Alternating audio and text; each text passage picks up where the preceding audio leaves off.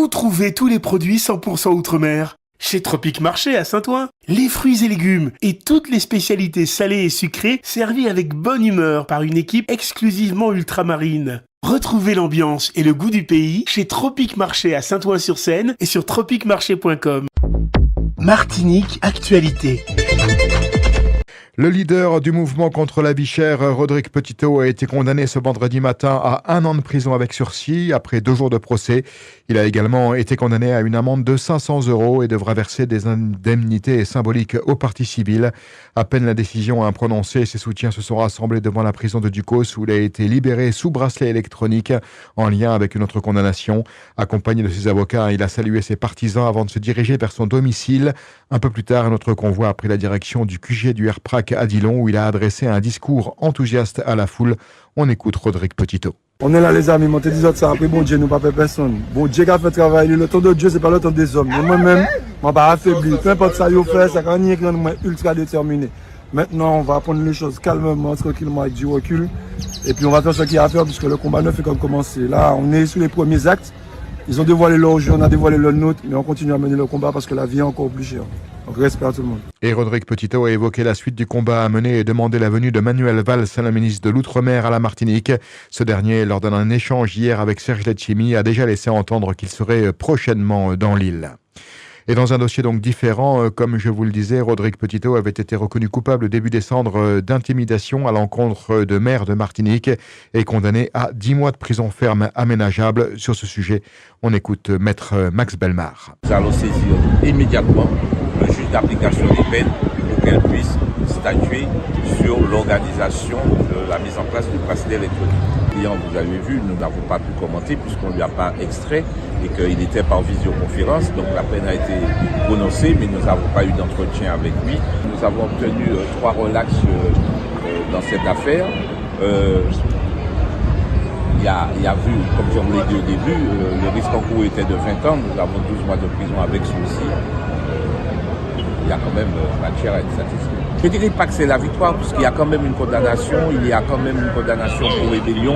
Il y a certains chefs d'accusation qui ont été suivis par le tribunal et ils ont sanctionné, donc on ne peut pas dire que c'est une victoire.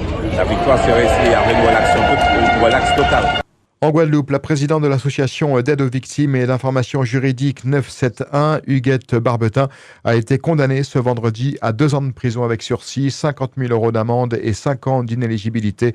Elle a été reconnue coupable de détournement de fonds publics ayant utilisé les employés pour des tâches non liées à l'objet de l'association. Son avocat a jugé la peine clémente, soulignant la relaxe pour l'accusation d'escroquerie. Économie maritime, le transporteur rouennais Marfret vient narguer la CGM avec le lancement d'une nouvelle ligne directe entre Rouen, les Antilles et la Guyane. Cette desserte vient doubler son service existant en transportant à la fois des conteneurs et des colis conventionnels. Le navire polyvalent Martina d'une longueur de 111 mètres assurera cette liaison, renforçant ainsi les connexions maritimes entre la France métropolitaine et les territoires ultramarins. Depuis le 20 janvier, les transports scolaires en Martinique sont perturbés en raison de retards de paiement signalés par les prestataires de Martinique Transport. L'autorité organisatrice a évoqué des problèmes techniques et des tensions sur la trésorerie, ce qui a retardé les paiements. Cette situation a causé des désagréments pour les familles obligées de gérer des imprévus. Les transporteurs insatisfaits de ces retards risquent de se mobiliser d'ici la fin du mois, menaçant d'arrêter totalement le trafic sur l'île. La CTM serait responsable de plusieurs millions d'euros en arriérés.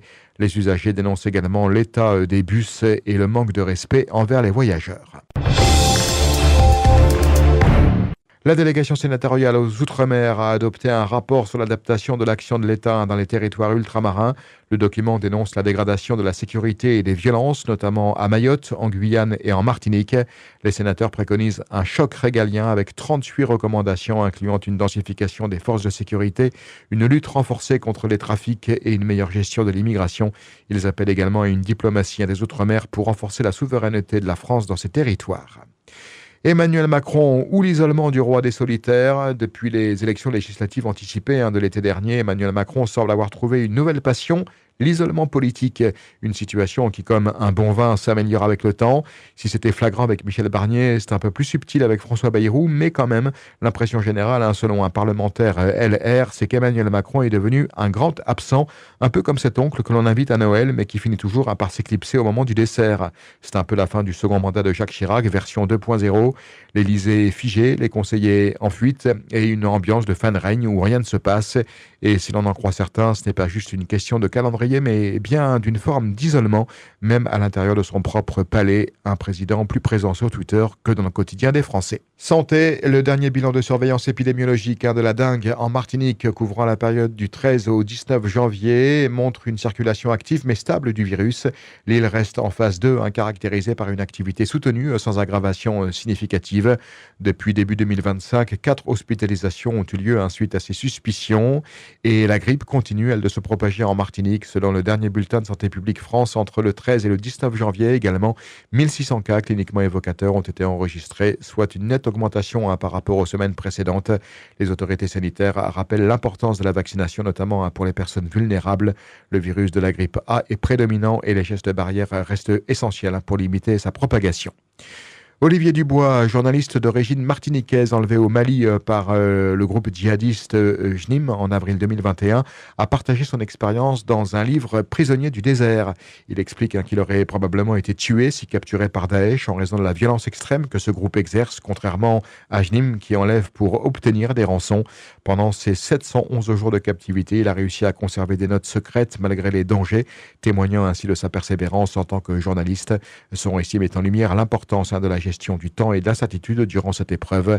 Prisonnier du désert, 711 jours aux mains d'Al-Qaïda d'Olivier Dubois est à paraître le 30 janvier prochain aux éditions Michel Lafon. Et on se souvient qu'un comité de soutien à Olivier Dubois avait été créé ici en Martinique à l'initiative de Pékin-Saint-Ville en marque de soutien à Olivier Dubois et à sa famille. Football, la 15e journée du championnat de Régional 1 de football commence ce vendredi soir avec 6 matchs.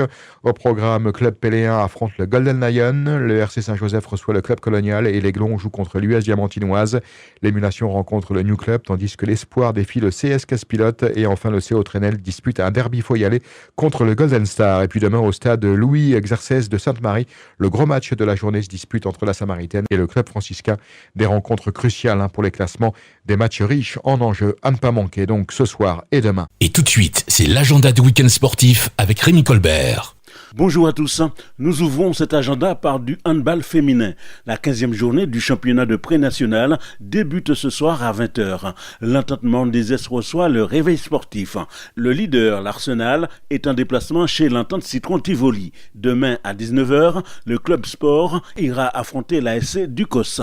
Chez les garçons, toujours en pré-national, la 15e journée débute également ce soir, mais à 21h30 avec la Gauloise qui accueille le Réveil sportif. HBC Pilotin Étoile de Gondo, USC Citron FR Roche-Carré. Demain, le club sport ira jouer l'ASC Ducos à 20h30 et l'IJ Redoute sera opposé à l'Espoir de Floréal à 18h. Et nous parlons de VTT, la plage de la ville du Diamant est de nouveau accessible. À cette occasion, la municipalité organise la première édition de la balade diamantinoise. On écoute les explications du maire de la ville, Hugues Tousset. Depuis le 1er juillet, nous n'avions plus de plage au Diamant. C'est-à-dire que l'eau était en connexion avec l'enrochement et les arbres. Et c'est vrai que depuis environ 2 semaines, je dirais, la plage est revenue. C'est-à-dire que la mer s'est reculée. Alors à ce titre, nous avons, dans le cadre de notre fête patronale, lancé une grosse opération. Ça va se passer ce dimanche 26, où nous donnons à tous rendez-vous à 7h au stade Armand-Ribier. On vient avec son VTT. Et c'est organiser une randonnée VTT le long de la plage, sur le sable, avec un petit circuit. C'est un petit peu notre façon de célébrer le retour de cette plage. Un rendez-vous ouvert à tous ce dimanche à 7h au stade Armand-Ribier d'Isaac du Diamant. En voile traditionnelle, le public a également rendez-vous avec les gommiers sur la plage du Diamant à partir de 11h. Nous enchaînons avec du football. La 15e journée du championnat de Régional 1 démarre ce soir à 20h. Et en Régional 2, la 13e journée débute aujourd'hui à 20h également avec 2 matchs dans le groupe A. L'ACV après se déplace à Rivière-Salée pour affronter le Futsal Académie Martinique et le Stade Spiritain avant-dernier accueille l'US Marinoise 8e.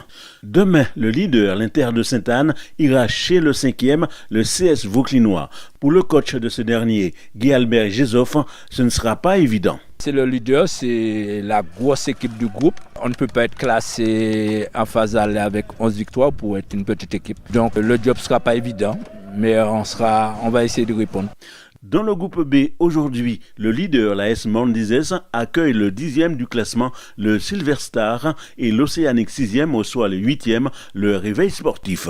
Les autres matchs se dérouleront demain à 15h30. O-News Radio. Toute l'actualité nationale et des Outre-mer.